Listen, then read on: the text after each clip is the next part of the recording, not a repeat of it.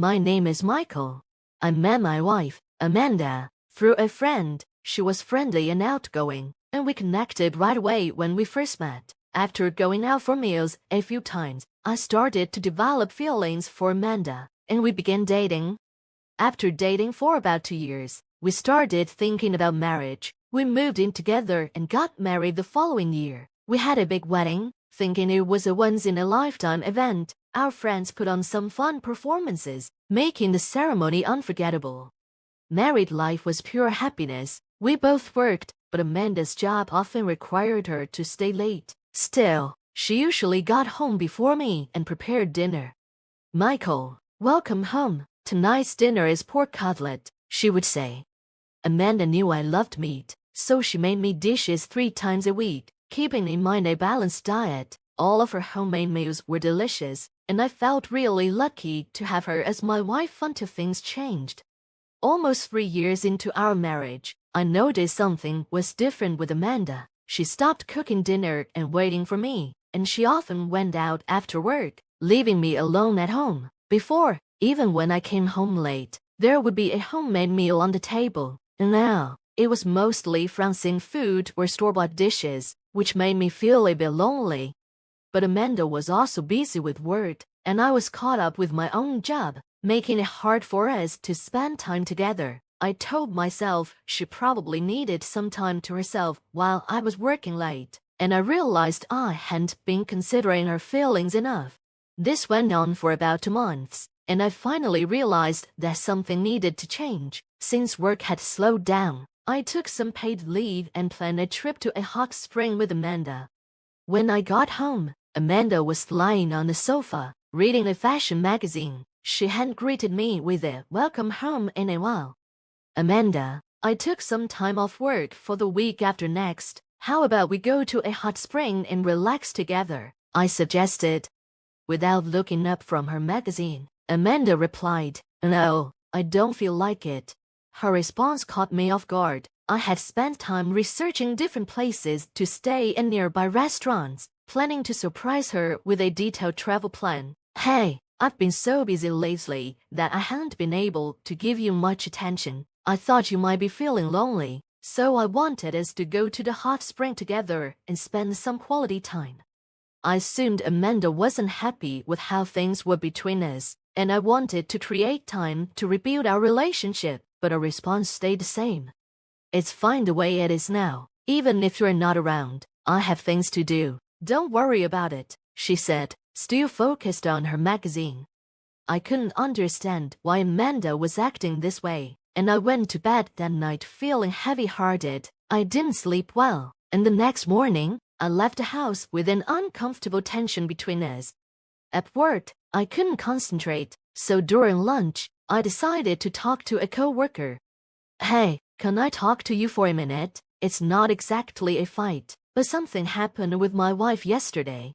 "Could she be cheating on you? I mean, do you have any other reason why she suddenly acts so cold?" The word cheating echoed in my mind. I never imagined that Amanda could be unfaithful, but when someone else mentioned it, doubt began to grow, and it started affecting my health. That day, I couldn't focus on work and decided to leave early. When I got home, I went straight to the bedroom, took off my suit jacket, and collapsed onto the bed without changing into my home clothes. There was still some time before Amanda would come home. I decided to sleep until then and felt a bit more relaxed in the cool, dimly lit room with my eyes closed. Since I hadn't slept well the night before, I quickly became drowsy and was almost asleep. I was almost asleep when I heard the front door close and the sound of a woman laughing, along with several people entering the house. I woke up and listened closely to the noises. I recognized Amanda's voice. At first, I thought she had just come home, but then I heard an unfamiliar male voice, which made me more suspicious that she might be cheating. I could hear footsteps approaching the bedroom, and my heart started racing. "Oh, wait," Amanda said as she opened the bedroom door. She hadn't expected me to be there and looked surprised for a moment, but then she spoke in a mocking tone. "Oh, Michael, why are you here?" "I wasn't feeling well, so I left work early and went to bed." "Weren't you supposed to be at work?" "Amanda, I took a paid day off and went out, Amanda replied without any concern for my health. She glanced at the tall man standing behind her with his arm around her shoulder. You went out. I wanted to tell the man to keep his hands off my wife, but I felt nauseous and had a headache, so I could only say that weakly. Well, you know now, right? I'm cheating on you with this guy, and it's your fault, so I won't apologize, Amanda said, standing defiantly with her arms crossed. I was stunned that she admitted to cheating so easily. I was completely confused. Stop looking at me like that. You've ignored me for so long. Scott treats me like a real woman, and being with him makes me feel better. He's up to date with current trends since he's a company president, and he's always exciting and fun. I recognized the man Amanda was praising. When she mentioned he was a company president, it clicked. He was the president of XYZ company, a client I had been working with. He had become famous in the industry after starting his business in his 20s. I had visited his company for business and exchanged business cards with him. Why? I asked Amanda. I already told you, that's why, but I don't mind getting a divorce, she replied. When I heard the word divorce, I wanted to stop Amanda, but she started to leave the room with Scott. Are you really okay with ending our marriage so easily? I asked. But Amanda just said it didn't matter anymore and tried to leave with him. Scott flashed a confident smile at me and said, I'll make sure Amanda's happy, so don't worry, before leaving the room with her.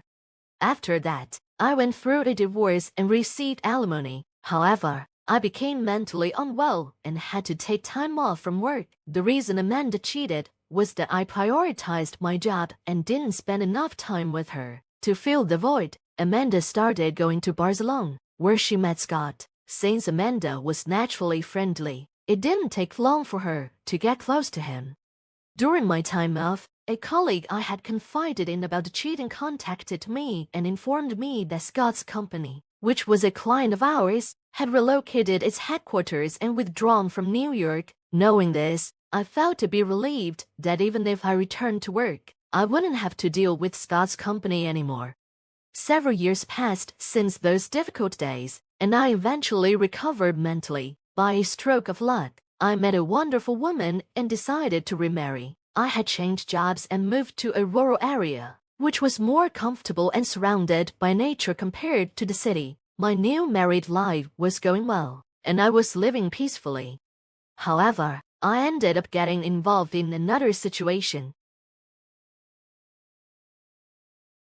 When I arrived at the station, I was taken to a room where my ex-wife, Amanda, was waiting. As soon as she saw me, she started yelling excitedly.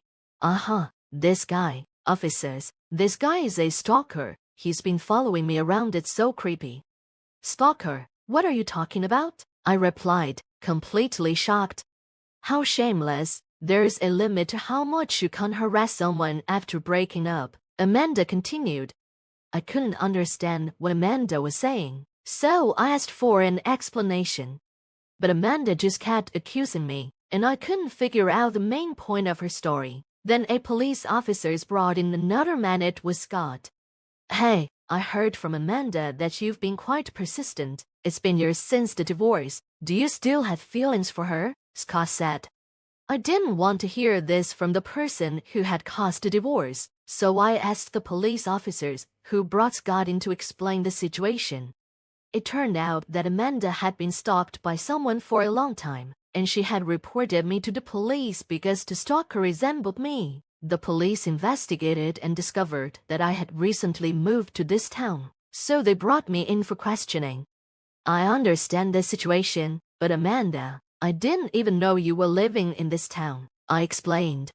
Yeah, right. Who would believe a criminal's excuse? Amanda responded dismissively, making me angry, but the police officers calmed me down. Is there anyone who can prove your innocence? The officers asked. I decided to have someone come to the police station. A few minutes later, the person I chose arrived. When Scott saw her, he cried out in shock. Ew, Elizabeth. Hi, big brother. It's been a while, she replied. That's right, he had remarried, and my new wife was Scott's sister. Elizabeth, Scott and Amanda, who had no idea about this, seemed to panic. Actually, when Scott's affair with Amanda was discovered by their parents, they cut ties with him. Scott's parents, who were the presidents of a company that ran several businesses, decided to take care of me after learning that their son had hurt someone. At first, I didn't want to interact with the family of Amanda's lover, but as I got to know them, I found peace and eventually fell in love with and married Elizabeth, Scott's sister. "You've got to be kidding me. I haven't heard anything about this," Scott shouted, but Elizabeth, who was used to her brother's behavior, argued back. "Well, I don't have to inform someone who doesn't consider us family anymore. Besides, during the time you claim Michael was stalking Amanda, he was actually having dinner with me at a hotel's restaurant. You can check our names on the reservation list, and the waiter who served us wine can confirm it." With Elizabeth's help, I was finally cleared of all charges. As we left the police station, feeling grateful, Amanda and Scott followed us. Scott grabbed Elizabeth's shoulder. "Wait a minute, did you really marry this guy? He failed in the city and ended up in a rural area. You regret it if you marry someone like him," Scott said. "That's right," Amanda added. "He neglected me a lot when we were married, too.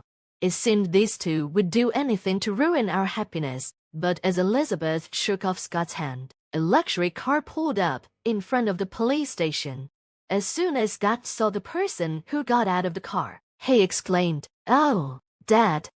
Scott's father glared at him and said, "I have no reason to be called Dad by you. More importantly, it seems you've been quite rude to my daughter and son-in-law."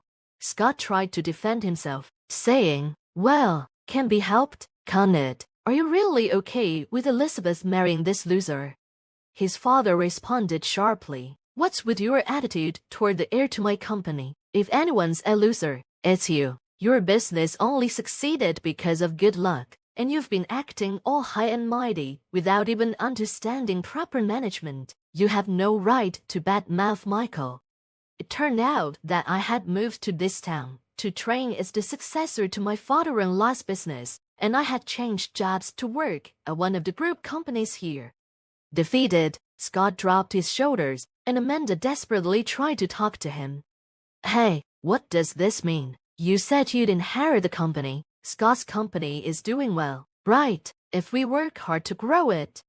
Scott's father interrupted, "What? You haven't heard? His company is on the verge of bankruptcy, and considering his excessive spending, he's probably in debt too, isn't he?" Scott fell silent, having been hit with the harsh truth by his father. Elizabeth added the final blow. "Big brother, you told Michael's ex-wife that you'd definitely make her happy, but it seems you're all talk, aren't you? And to believe that so much do you lack in judgment?" With that, the suspicion of stalking against me was cleared. Afterward, Scott's company went bankrupt, and Amanda left him. On the other hand, I was finally free from the troubles caused by Amanda and Scott, and I am now living a happy life with Elizabeth.